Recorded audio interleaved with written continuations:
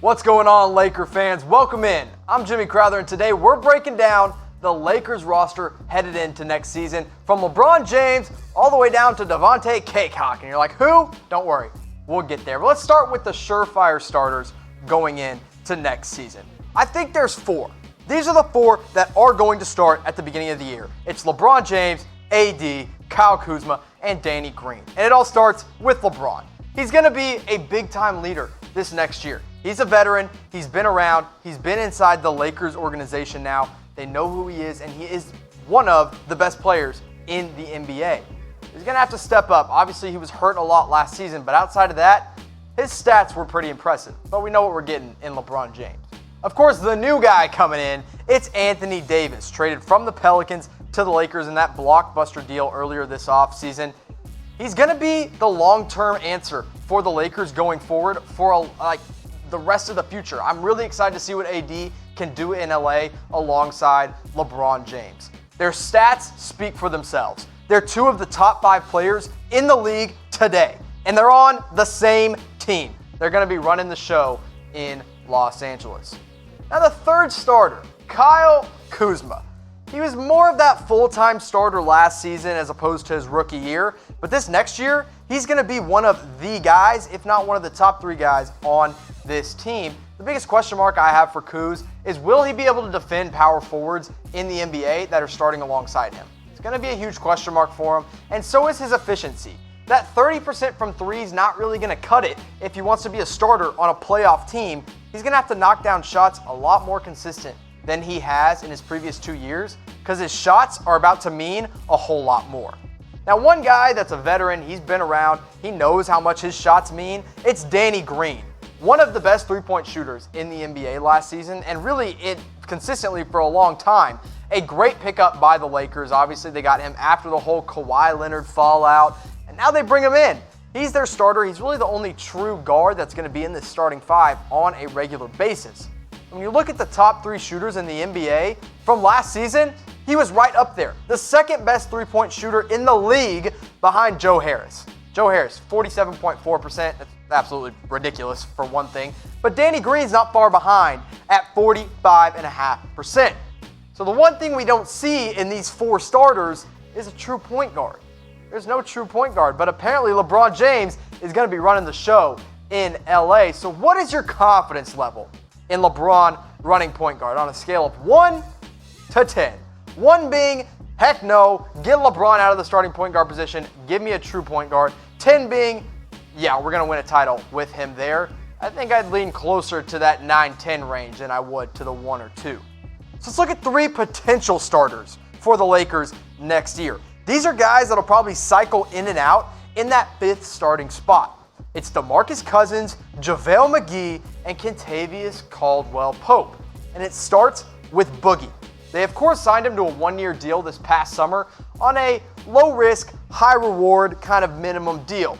He's going to try to get back to what he once was when he was with the Pelicans, when he was with the Sacramento Kings. And if he can, he should absolutely be that 5th starter in Los Angeles. In fact, if he's what he was in New Orleans, I'll say the Lakers are the favorites to win the NBA championship. Now, one guy that started at the center position a lot last year was JaVale McGee. Shaqtin' a Fool MVP. And he really did have one of the best years, all joking aside, of his career last year with the Lakers. I just truly believe that JaVale McGee is better suited off the bench than he is in a starting role. 12 points per game, 7.5 rebounds. Pay no attention to that 3-point percentage because he's a lob threat and he's a shot blocker. And when it comes to it, that'll be a nice little change of pace for him to come off the bench and maybe start on certain nights. Kentavious Caldwell-Pope. Now, they did bring him back. He's been super inconsistent his entire career since he was with Detroit. But on the right night, he could be the right 5th starter alongside LeBron, AD, Kuzma, and Danny Green. Needs to step up and be a little bit more consistent from beyond the 3-point arc.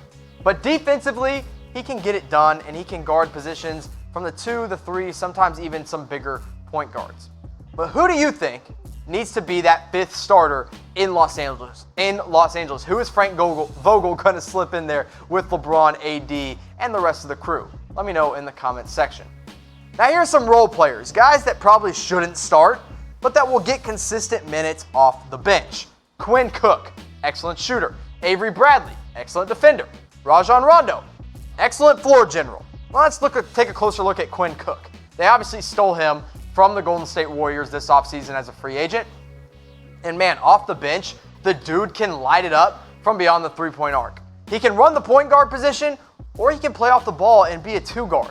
I think this is one of the most underrated signings of the offseason by any team. Not just the Lakers, by any team. I like Quinn Cook a lot. Another guy they brought in was Avery Bradley. Look, he's not the same player he once was. He's not the big-time draft pick that he was supposed to be out of Texas, but he's still a pretty good defender. He can be a little bit underrated if that defense steps up, and he became a bit more of a consistent three-point shooter last season in his time with Memphis.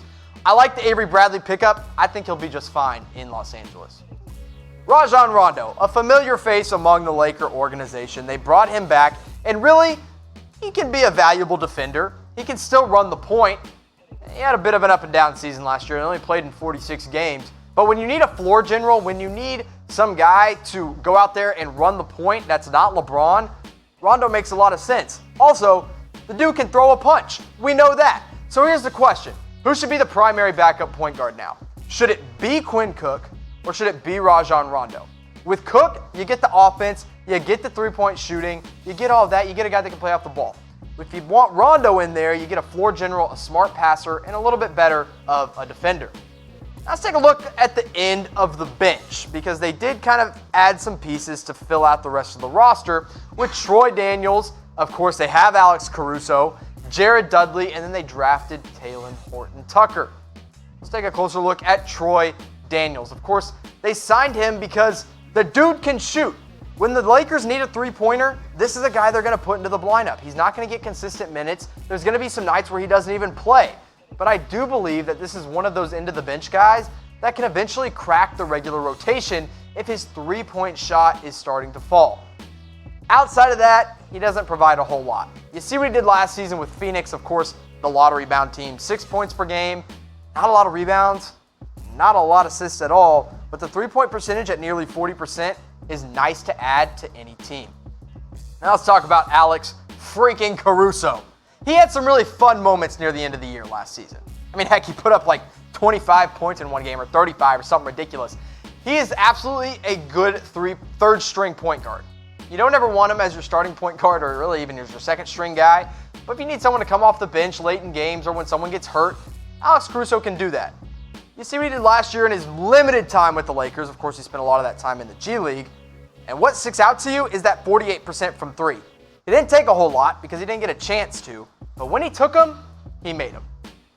Jared Dudley. Now, a goofy-looking dude, but he's a good locker room guy. He's a good guy to have on the bench. He's going to be fun. He's going to go out and kind of be a pest when you need him to. He's not really a great three-point shooter like he once was. I think he's hovering around that 33 to 34% mark. But when you need a veteran, Jared Dudley knows what he's doing out on the court. Now, from a veteran to one of the youngest guys in this last year's draft, Talen Horton-Tucker. I was actually really high on the guy going into the draft, and then he slipped all the way to the second round. I think he's going to be a steal for the Lakers because of that ridiculous wingspan and the high upside he has as a defensive player in the NBA. So that's the end of the bench. And the end of the bench starts with Alex Caruso. So here's a simple question. Is Alex Caruso the GOAT? Type Y for yes, type A for absolutely, and type N for no doubt. Because there's no doubt about it, Alex Caruso is the GOAT, the greatest player of all time. Let me know in the comment section. So now let's talk about the two guys they brought in on two-way contracts. Zach Norvell Jr. and Kostas Antetokounmpo.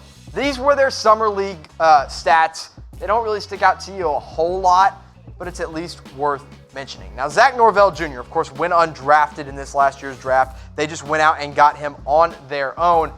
I really liked him. He's a consistently good floor spacer. He can knock down the three ball, and he can bring an offensive punch to literally any team he goes to. Whether it's in Los Angeles or he's playing with the G League, he's going to be a good offensive player, and I think he can develop quite nicely in Los Angeles. Now, Kostas Antetokounmpo. They, of course, got waived by the Dallas Mavericks and got claimed off waivers by the Lakers quite quickly. Look, Antetokounmpo never should have come out of college when he was in Dayton, but he did. And it caused him to spend a lot of time in the G League, and I think he's going to spend a lot of time in the G League next year as well. I wouldn't expect a whole lot out of Kostas, but because of his last name, he's going to be fun to pay attention to. Now, how many games, he only played in 2 last year, how many NBA games will Kostas play in next season? If the Lakers lock up a roster spot early on, maybe he plays in like 5 to 10. But I think that's the ceiling for Kostas Antetokounmpo. But let me know what you think. Maybe you disagree with Hater Jimmy on this one. Let me know in the comments section. So let's focus on the 3 guys that you probably don't know a whole lot about. Aric Holman, Devontae Cacok, and Jordan Caroline. 3 guys that are on Exhibit 10 contracts that are going to be camp invites for the Lakers. Let's look at Aric Holman out of Mississippi State. He spent 4 years there, so you know he is an established kind of rookie veteran, if that makes sense. And he's a really good shooter. At 6'10", becoming a floor spacer in the NBA today is just absolutely valuable. I think his efficiency, though, is the most impressive part of his game. His summer league stats, they don't really speak to that efficiency, though. He only put up 4.5 points per game, 3.8 rebounds, and 26% from the field, but he's going to get his shot in training camp. Now, Devontae Cacok. Look, it says center because the guy is listed as a center, but he's 6'7". He was an incredible rebounder in college. He had an elite post game, and he's a high-energy guy that literally is always going to be crashing the boards. In the summer league, that rebounding showed up. 11.8 points per game, 9 rebounds, and 62% from the field.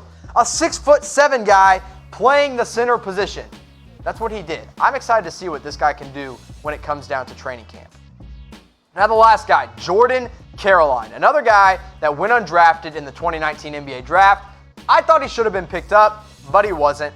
He had an incredible summer league, and really I believe that this guy is going to make it in the NBA someday. Maybe it's with the Lakers, maybe it's with somebody else, but his first chance is going to be in LA. 16 points per game, 3.5 rebounds, 50% from the field during Las Vegas Summer League. I like Jordan Caroline a lot. I think he's going to get a legitimate shot at getting the last roster spot in Los Angeles.